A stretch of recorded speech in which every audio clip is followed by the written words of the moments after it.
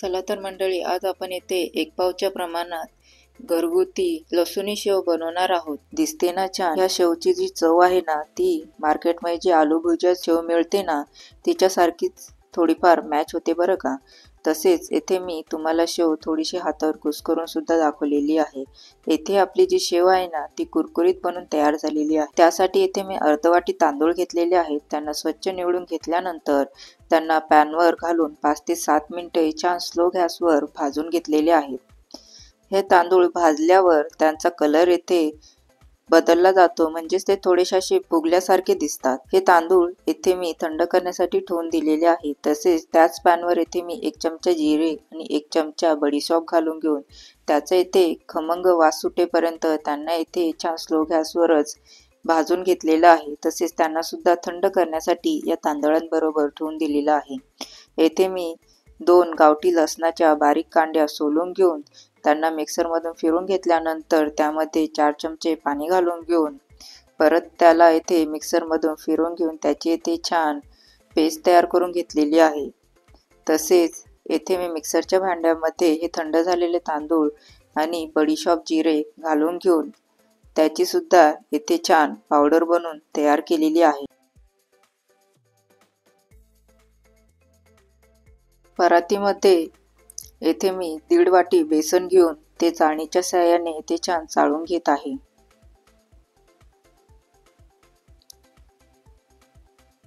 इथे बेसन छान चाळून झाल्यानंतर जे आपण पूड तयार केलेली आहे तांदळाची, जिऱ्याची आणि बडीशोपची, ती यामध्ये घालून घेऊन ते सुद्धा इथे मी छान चाळून घेत आहे।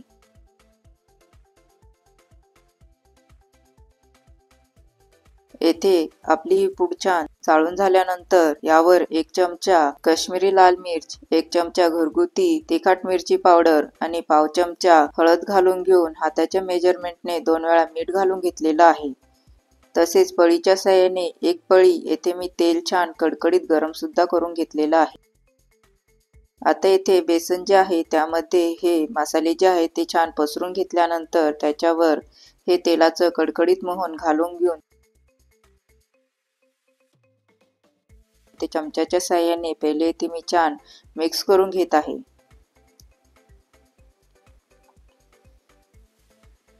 तेलाचं कडकडीत मोहन घातल्यामुळे आपली जी शेव आहे ना, ती कुरकुरीत बनण्यास मदत होते।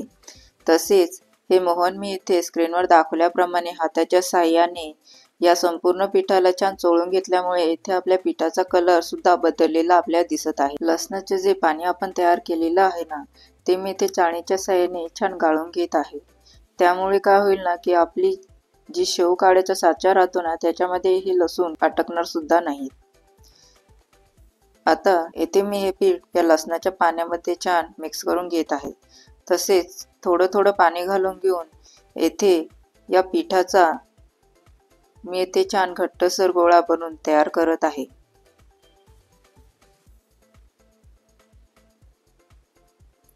हे पीठ चिकट असल्यामुळे ते आपल्या हाताला आणि खाली परातीला सुद्धा चिटकतं बरं का। येथे आपला घट्टसर गोळा बनवून तयार झालेला आहे। तसेच येथे मी 1 छोटी पळी एवढं तेल घालून घेऊन ह्या गोळ्याला छान ते तेल लावून घेतल्यानंतर त्याच्यावर झाकण घालून घेऊन त्याला इथे मी अर्धा तास छान मोरून दिलेला आहे। इथे आपलं तांदळाचं जे पीठ असतं ना, ते सुद्धा या बेसनाच्या पिठामध्ये छान एकजीव असं मिक्स होतं बरं का।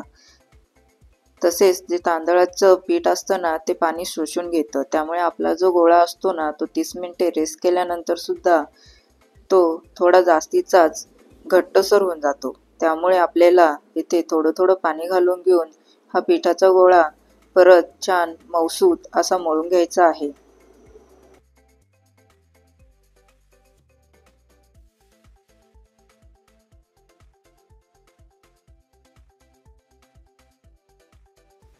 पिठे छान मऊसूत आणि सेलसर असल्यामुळे आपण जी शेव काढणार आहोत ना, ती त्याचा जो साचा आहे त्याच्यातून खूप इझिली ताकद न लावता पटापटा बाहेर येण्यास मदत होते।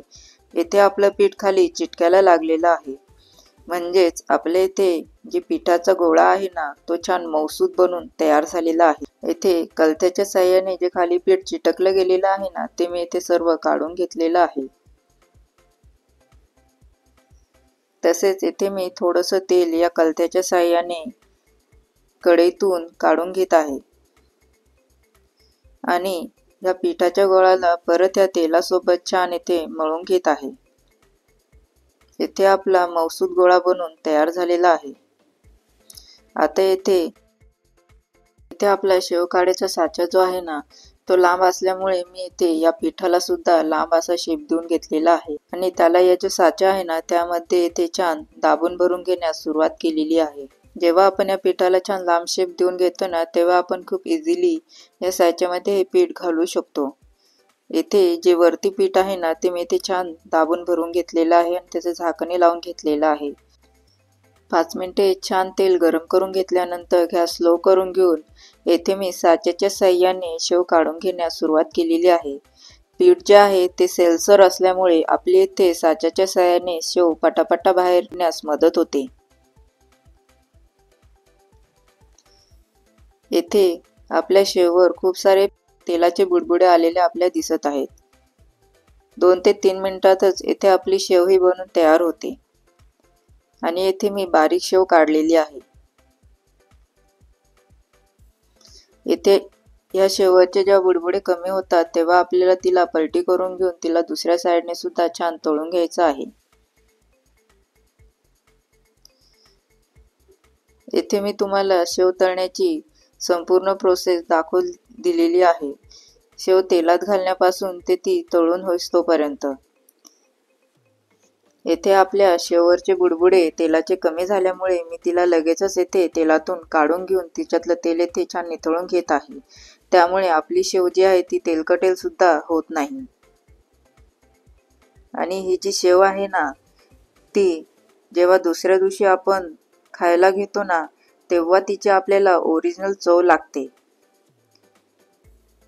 म्हणजे जे पण काय आपण बेसनापासून जिन्नस बनवतो ना, त्या सगळ्यांची चव जी आहे ती आपल्याला ते थोडेसे मुरल्यानंतर लागायला लागते। त्यामुळे आपली ही जी लसूणी शेव आहे ना, तिची सुद्धा चव आपल्याला दुसऱ्या दिवशी ती छान मुरल्यावरच लागणार आहे। येथे आपली शेवटचे बुडबुडे कमी झालेले आहेत। शेव ही तेलात घातल्यानंतर साधारणतः 2 मिनिटाच्या आतच आपली येथे ही बारीक 0 नंबरची शेव बनून लगेचच तयार होते। येथे मी कलत्याच्या साहाय्याने तिचं तेल सुद्धा निथळून घेतलेलं आहे। अशा प्रकारे आपली येथे 0 नंबरची लसूणी शेव बनून तयार झालेली आहे। नवनवीन रेसिपीजसाठी आमच्या चॅनलला लाईक करा, सबस्क्राईब करा, बेल आयकॉनवर क्लिक करा। Thank you.